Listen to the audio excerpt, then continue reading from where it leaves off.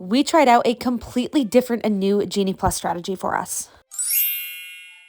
And we were shocked at how effective it was. The Genie Plus strategy you might be familiar with is stacking lightning lanes. This strategy is the exact opposite. With this strategy, you are going to book whatever lightning lane has the earliest availability.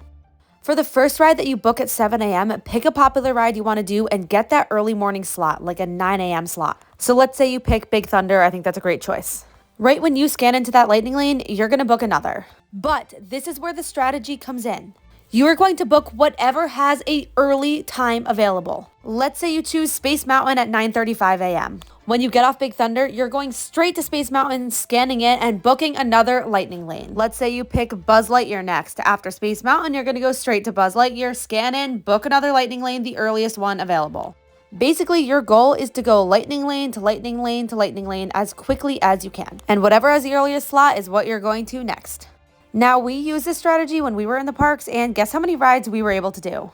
We did the Haunted Mansion, Winnie the Pooh, Dumbo, Little Mermaid, Peter Pan's Flight, Small World, the Barnstormer, Buzz Lightyear, and the Tomorrowland Speedway. And that's on top of all of the attractions we did that are not on Genie Plus, and we rode Tron twice. All during spring break on a 10 out of 10 crowd level, one of the busiest days we've ever seen at the park. So yes, it does work, but there are some downsides to using this strategy. If you were watching carefully, you might have noticed that I showed one in this video. By booking the next available lightning lane, you might find yourself crisscrossing all across the park. You'll find yourself in Tomorrowland, going over to Frontierland, going over to Fantasyland, going back to Liberty Square.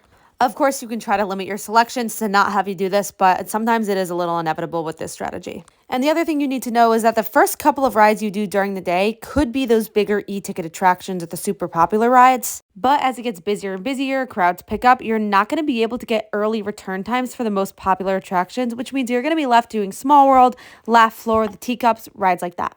Which is why we think this strategy is perfect for a day 2 at Magic Kingdom. If you are spending more than one day at this park, which many people do, use the first day to cross some of the more popular attractions off your list.